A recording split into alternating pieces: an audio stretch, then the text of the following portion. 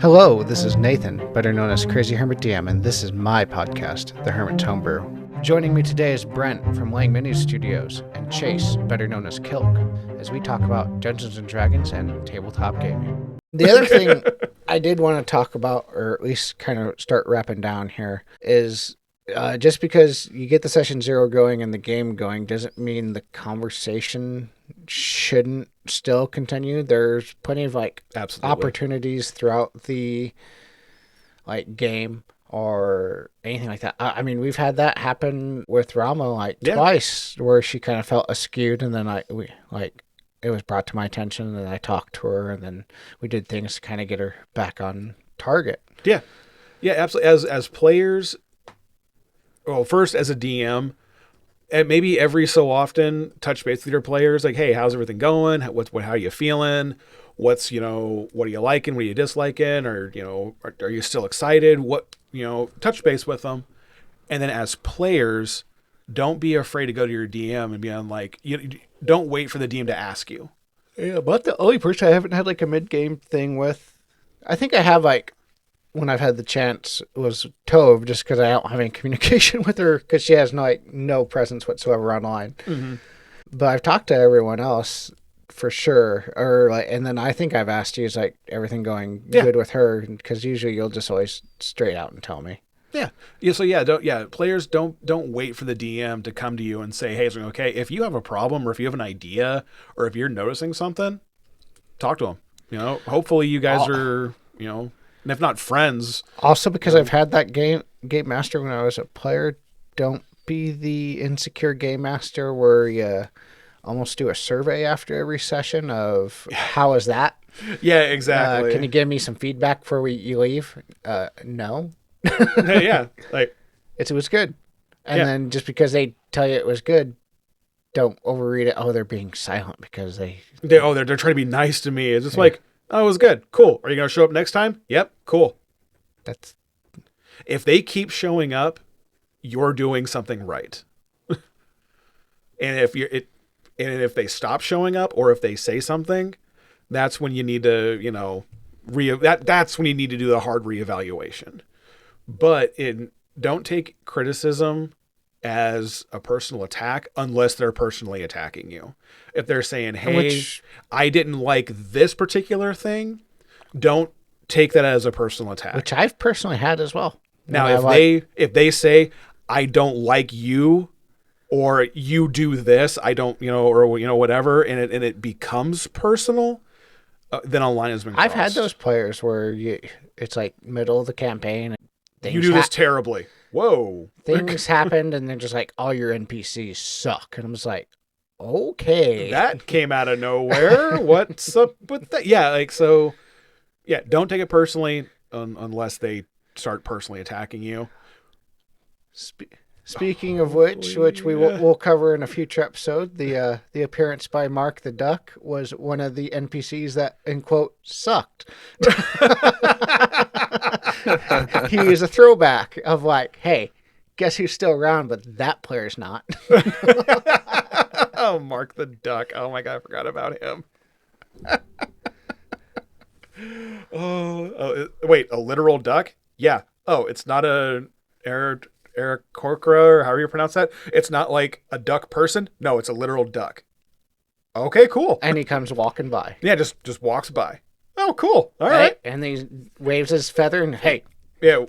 He can talk?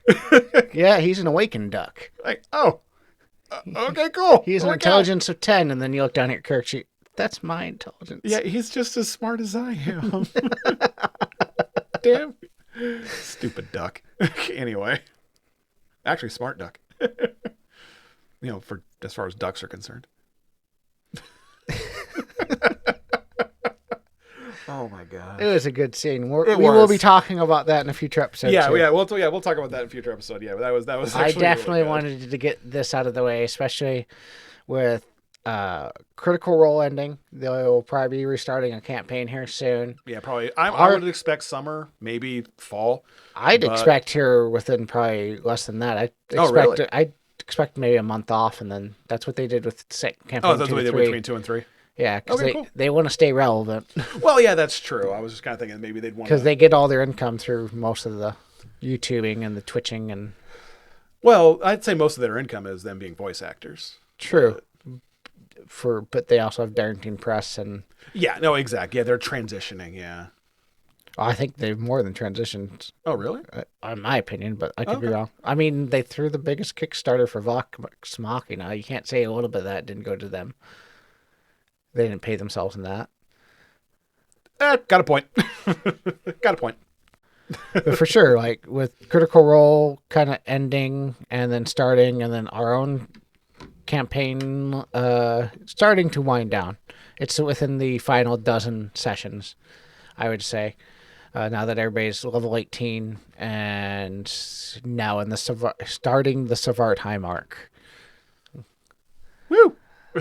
Then there's just a bunch of other things and all that. Just kind of like it's winter. It's now spring. Yeah, what happened? In quotations, rebirth. So let's start fresh. Talk about session 0. As we're supposed to get maybe 3 inches of snow starting tomorrow, maybe. Yeah. We'll see. No, that's Omaha. That's the Omaha area. Yeah, that's the Midwest. Yeah. Yeah. That's how it always goes. This episode could probably come out midsummer in July, and we could possibly get snow. Yeah, exactly. Honestly, I'd be surprised, but then I'd go, yeah, it's par for the course, and then move on with my life. And then it disappears the next day. And then it's gone. And then we wonder why we feel like crud with a 40-degree weather difference. Yeah, I know. Nature. I have to remind people of that a lot. Of like, especially at work, of like, I don't know why I feel so crappy today. It's like, well, yesterday it was 10, and now it's 45. Yeah, that's gonna screw with you. That's a pressure change there. Yep. Yeah. Yeah, that messes with people. Absolutely. And when it happens 2 to 3 times in a week, yeah, yeah, it puts a stress on you. Absolutely.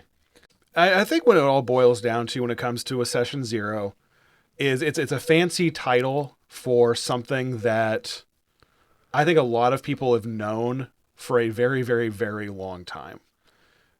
Sometimes it's best just to sit down, state where you're coming from, ask the other people where they're coming from, and then finding that common ground for the group to work forward together so that everyone knows where everyone's coming from, their points of view, what makes them comfortable, what makes them uncomfortable. It works for any team-associated environment, whether it be personal, professional, or just for funsies, whatever.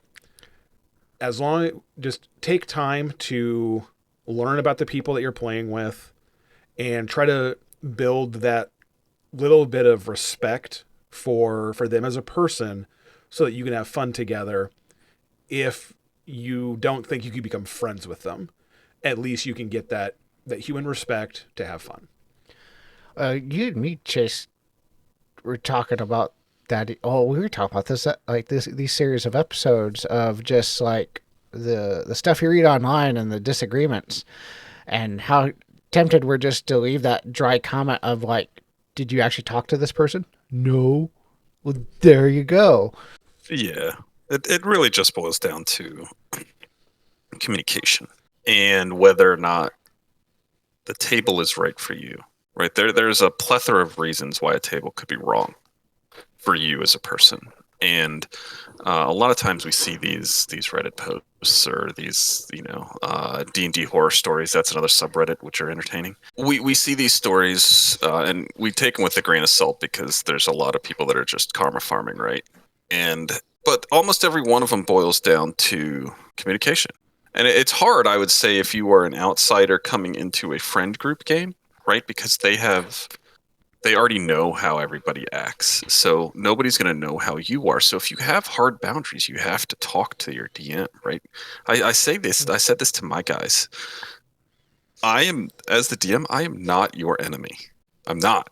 I am your storyteller. So if you have problems with how things are being portrayed, with certain things that can happen to certain characters, then those things should absolutely be brought up. And if it needs to be, make them brought up in confidence with your DM too. You don't have to be sitting in front of everybody and say, hey, I don't like SA because this has happened to me before in life, and this is a triggering moment for me.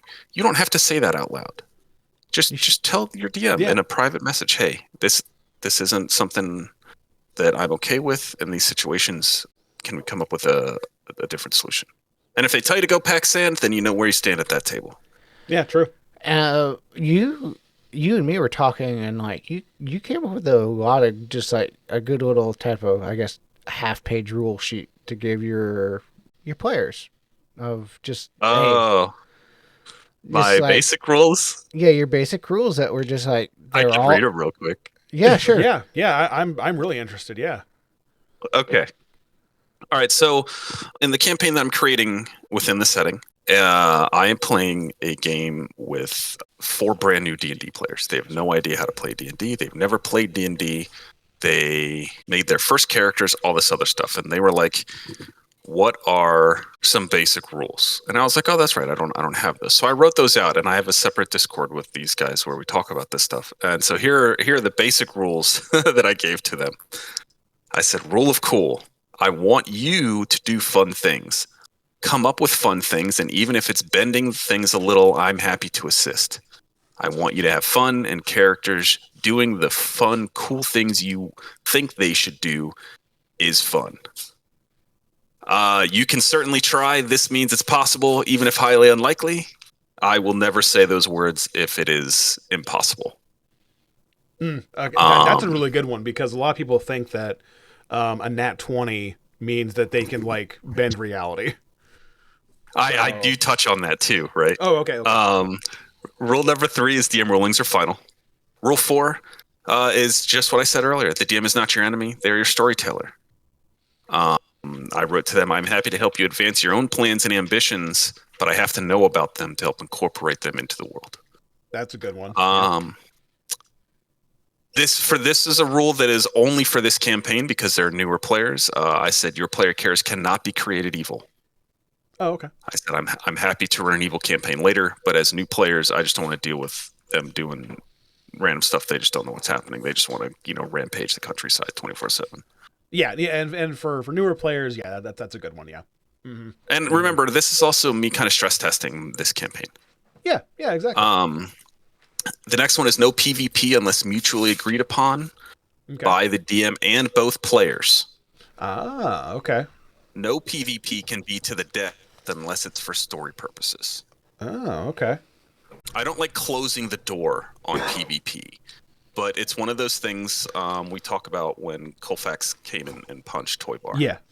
That would have been if that would have happened in my table, I would have allowed them to go through to a certain point, but then I would have said, hey, if PvP is going to happen, remember, you both have to agree outside of the game right now that you guys are going to fight each other. And then I have to agree to it as the DM, because not everybody likes it, right? Yeah. But if they do have a thematic story purpose for it, that's fine, as long as they're both okay with it.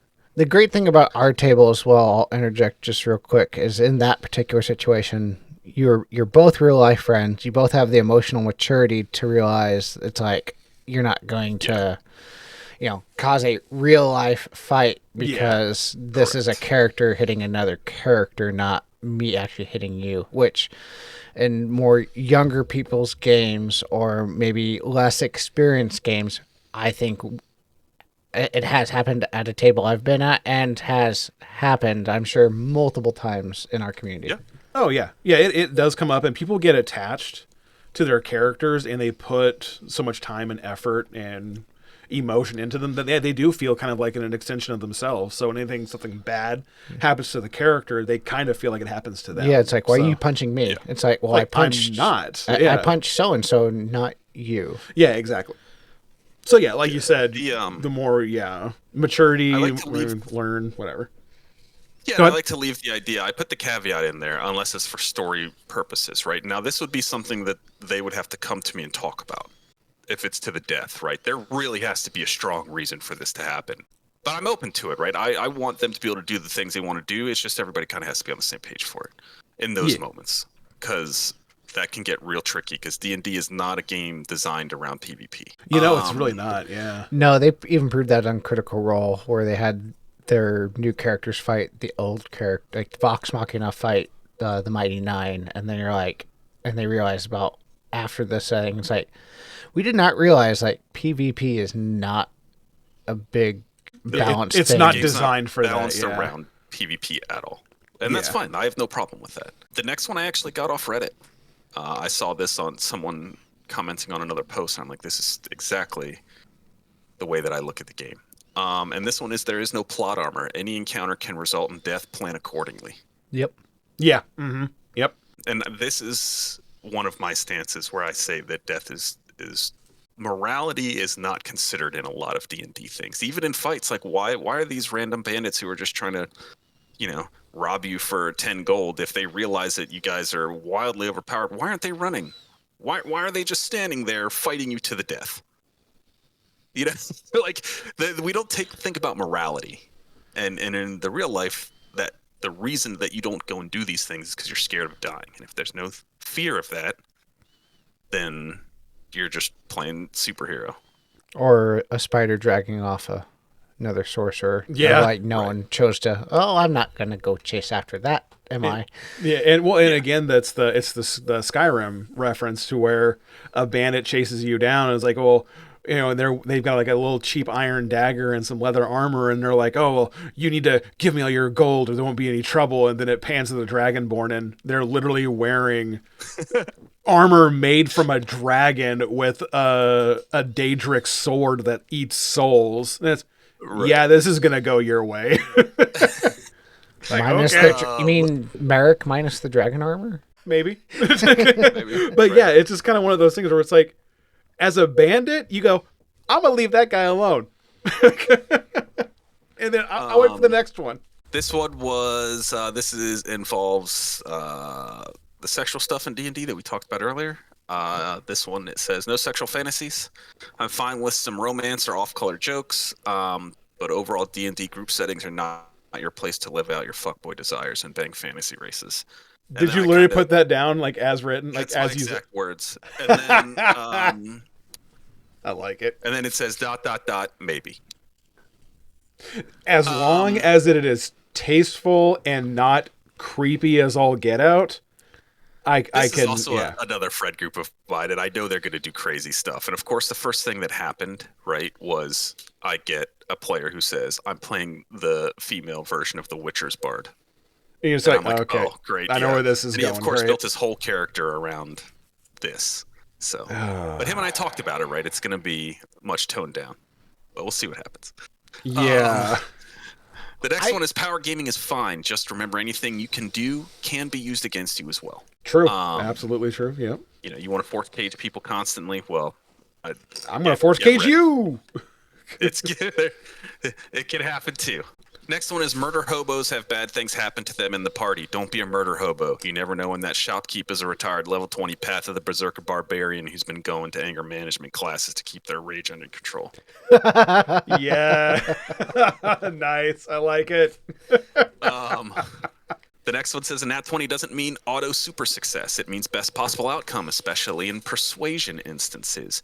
You will never convince the horse seller to sell his whole horse farm and let you bang his wife for 1 gold because you rolled a nat 20. But you will get his best prices on his horses. The king is not going to take his crown off and give you the throne simply because you asked nicely. Yes. NPCs are complex characters too. Just remember they will adjust to how you treat them. And please remember that this is a homebrew world. This means any monsters, abilities, rules, etc. normal D&D do not apply unless I say they do. I mean, it certainly does happen with Merrick quite often with the NPCs. What? Just like they don't answer him right away and he gets hostile, and then why are you getting hostile? Why are you being offensive or offended that I'm getting hostile? It's like, what? And then Stop. I Just answer my dang question. Okay. I gave a little lore drop, and it was just 4 points. I said, this is a Norse mythos world built around campaigns that have already happened in the past. A few things to note. 1, Ragnarok has already happened a long time ago. Some gods are the same from what you know about Norse mythology, and some have changed. Act 1 is taking place in the Norse realm of Alfheim. It's the equivalent of D&D's Feywild, so expect me to reference fairy, elf, druid, nature, satyr stuff. It's also a heavily forested realm. Act 2, if we get there or decide to continue, we'll be in a different place you don't get to know about yet. It says Thor is dead. No Chris Hemsworth for you, and there are still 9 realms. Okay. That was No all Chris they got. Hemsworth for you. There might be 10 coming. Who knows? Yeah, there may be 10. Yeah. Yeah. Or whatever So, Toywar comes up this is with. gonna be fun. Or at least there'll be always 9 main ones. Yeah. Yeah, then there'll be like... There are still side pockets I've already hinted at, so... Yeah, exactly. And this, I'm basing this entire campaign around an anime. So we'll see who picks up on it. Okay. I'm not well versed on anime, so it'll be like walking. I'm not like a deep diver of anime. Like I've got a buddy at work that he's seen like everything in the Crunchyroll library twice. I'm not that. So Is that Josh? No, it's Danny. It's another guy that does D&D, but he plays in his own homebrew stuff. Yeah. Nice. But no, it's yeah. Does he follow our I'll be podcast? loosely following the major story points. Yeah. The major arc and plot hooks and stuff like that. Now, it was mainly a way to see if I could do this. Right? I'm taking an anime and twisting it into a homebrew Norse mythology setting. You're beta testing. An anime that doesn't have anything to do with Norse mythology at all. Okay, so it's not Vinland Saga. I've actually never seen that. Oh, it's okay. on my list. Oh, okay. It's pretty good.